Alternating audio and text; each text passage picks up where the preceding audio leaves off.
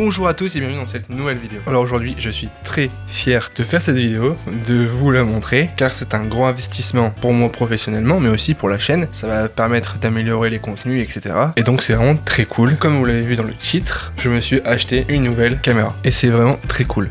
Je vous explique. J'avais comme projet pour YouTube, je vais parler d'abord pour YouTube, j'avais comme projet de faire des vidéos à double caméra, donc filmer de deux points de vue différents, etc. Quand il y a des vidéos à plusieurs, ça permet d'avoir deux caméras différentes. Ça, c'était pour la partie YouTube. Mais je ne peux pas acheter une caméra que pour YouTube. Ça serait jeter de l'argent par la fenêtre, à moins de gagner sa vie avec. Mais c'est absolument pas mon cas, donc ça aurait été vraiment n'importe quoi. Et lorsque j'ai réalisé mon premier contrat, je me suis rendu compte que c'était ultra important d'avoir un second boîtier, car si ma caméra principale lâchait, je n'avais aucune caméra et c'était impossible de ne plus avoir de quoi filmer en fait, tout simplement. Car vous imaginez, je perds ma caméra et là j'ai plus de caméra, désolé. Je dois rentrer chez moi, je peux plus filmer. C'est impossible par rapport à un client, c'est impossible parce que ça serait pas du tout professionnel, donc c'est pour ça que j'avais en tête aussi, pour le boulot, d'avoir un second boîtier qui va me servir de caméra secondaire au cas où si ma caméra elle pète. Voilà pourquoi, vous comprenez pourquoi ma démarche, pourquoi je voulais une nouvelle caméra. C'était vraiment pour moi important de sécuriser au max, comme le disque dur que je vous ai montré dans la vidéo précédente, au cas où s'il y a un problème, j'ai toujours quelque chose de rechange pour soit stocker mes fichiers, soit filmer de nouveau. Ça peut arriver, les professionnels à qui ça arrive malheureusement, je n'espère pas à moi car ça me fait très chier. Globalement je suis très satisfait de mon GH5 que j'ai actuellement, mais il y a des petits trucs qui m'embêtent un peu.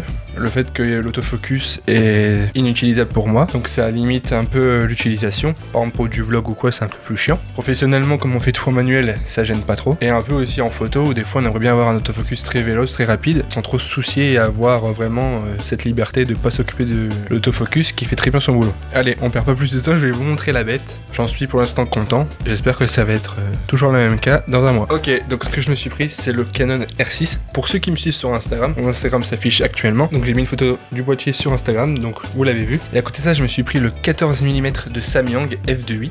Donc là, si vous y connaissez, vous savez que c'est un grand angle. Pour ceux qui s'y connaissent pas, c'est tout simplement un objectif qui va voir très large. Vraiment, on peut voir une pièce entière, vous allez voir juste après. Par rapport à ce que vous voyez là actuellement, où vous me voyez à peu près cadré jusqu'à la taille. Et le f2.8, ça correspond à une ouverture de l'objectif. Globalement, ça veut dire que l'objectif est lumineux et qu'on va avoir un joli flou d'arrière-plan plus facilement, pour ne pas vous embrouiller. Voilà la bête. Je sais pas si vous le voyez bien, je sais pas s'il est net. Donc voilà, ça donne ça. Par rapport à ce que j'ai actuellement, boîtier plus objectif, c'est un peu plus petit. Mais c'est normal. Pourquoi ? Parce que c'est un 14 mm, donc une focale fixe. Ça ne bouge pas au niveau de la valeur de plan, on peut pas zoomer avec, par exemple, c'est ça que je veux dire. Et donc ça rend forcément l'objectif plus petit. Mais croyez-moi que si je prends un objectif comme celui que j'ai sur mon GH5, ça sera beaucoup plus gros et beaucoup plus lourd, et on va perdre ce gabarit en fait qui est assez petit pour l'instant. Au niveau du matière du boîtier, ça fait un peu plastique, j'avoue que c'est pour un boîtier de ce prix là, ça fait un peu cheap. L'objectif ça va, il a un petit peu on dirait en alliage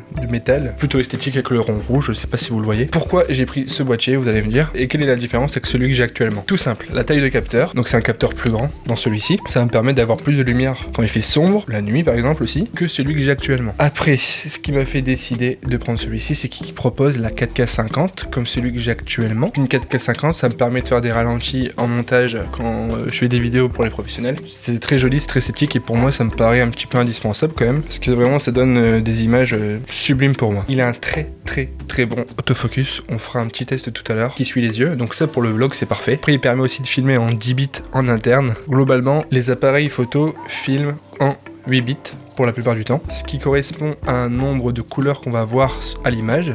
Vraiment pour simplifier la chose, on va juste voir beaucoup plus de couleurs en filmant en 10 bits qu'en 8 bits. Parce que quand on va filmer, on va pouvoir étalonner notre image et rajouter le style de couleur que l'on veut. Il a l'écran sur rotule, qu'il y en a certains qui n'ont pas. Il a le double slot de carte SD, une sécurité en plus, prise casque, prise son. Donc le casque hyper important pour monitorer le son qu'on enregistre quand on filme. Professionnellement c'est super, ça permet de voir si on a un son qui est pourri ou quoi. Il y a des caméras qui ne le permettent pas. Et pour moi c'est un vrai frein parce qu'on peut pas savoir si ce qu'on prend en son est bon. Si on rentre chez nous et qu'on voit au montage qu'on a un son dégueulasse inutilisable, on est mort. Il a quand même quelques petits défauts, apparemment il chauffe en 4K au bout d'une trentaine centaine de minutes quand on filme d'un coup. Donc ça c'est un petit peu chiant, je vous l'avoue, faut que je le teste. Si pour moi c'est un gros frein ou si je peux l'utiliser par exemple en faisant des petites pauses de 30 secondes ou quoi. Et j'avoue que à ce prix là c'est vraiment un gros frein. Mais actuellement sur des caméras avec cette taille de capteur là, du plein format qui est une grande taille, il n'y en a pas des masses en fait qui font la 4K 60. Il y a celui-ci, si je me trompe pas, il y a le A7S3 qui coûte 4000 €, donc c'est hors de prix.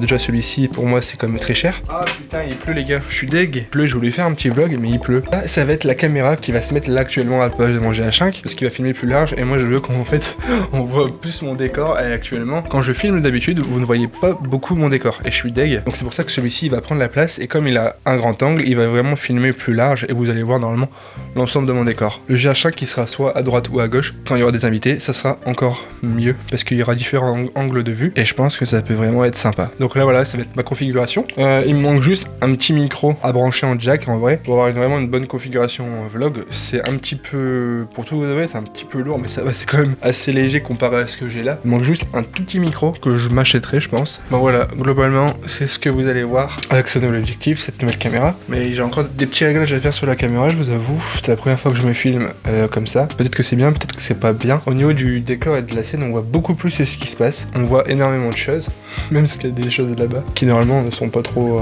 à voir. Et mon siège ici. Mais voilà, on voit énormément de choses. C'est un angle différent, j'espère que vous l'appréciez. Un ultra grand angle pour voir toute la pièce. Et aussi après la possibilité avec mon GH5 de filmer plus près.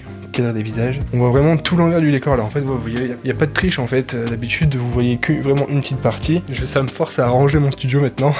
En vrai, je suis grave content. J'espère que l'autofocus il marche bien. On va le voir en vidéo. Ça se trouve, des fois, il va un petit peu me lâcher ou quoi, mais normalement, il doit me suivre à l'œil. Donc voilà. J'ai un petit carré sur l'œil qui me traque. Donc voilà, on repasse sur l'autre caméra. Ok, donc il n'y aura pas de vlog parce que il y a une tempête qui se prépare à côté de chez moi. Alors si je sors avec le Canon, je pense qu'il s'envole et je le revois plus jamais. Donc voilà, ça sera juste une petite vidéo comme ça. Où vous voyez un peu ce que ça rend à la main. Vraiment là j'ai le R6 à la main avec le petit trépied que je vous ai montré dans la vidéo. Et voilà, avec le 14 mm ça rend vraiment super bien. Le tracking à l'œil aussi, donc normalement il ne doit pas avoir de soucis. Vous voyez un peu ce que ça donne, je sais pas du tout moi ce que ça donne. Là j'ai mis le mode C-Log, donc ça veut dire que ça va être un profil flat pour pouvoir retoucher les couleurs comme je veux. Parce que là ce que j'ai enregistré tout à l'heure, ça me plaît pas trop au niveau des couleurs, donc là on va voir. Donc voilà, on repasse sur le GH5. Bon voilà, je finis ma vidéo ici, avec cet angle là. Malgré que vous allez voir le plan avec le R6, je préfère finir comme ça sera plus simple pour moi. J'espère que cette vidéo elle vous aura plu quand même, ça m'a permis de vous montrer un peu le nouveau matos. C'est encore différent d'habitude, mais j'aime bien diversifier ce qu'il y a sur la chaîne. Ça me paraît vraiment important de faire ce que je trouve cool pour moi. Comme ça se ressent l'image et pas des vidéos un peu stériles où c'est toujours la même chose, où je prends plus trop de plaisir. Ça veut dire nouvelles possibilités, nouvel type de vidéos, vlog, etc. Double cam, ça va être ouf. Juste le confinement il faut qu'il se termine, comme ça c'est plus facile à inviter des personnes, etc. J'espère que ça vous aura plu quand même. Je vous remercie parce que c'est grâce aussi à vous qu'il y a ce genre d'évolution. Merci à tous, on se dit à dimanche prochain pour une nouvelle vidéo. D'ici là, portez-vous bien, salut.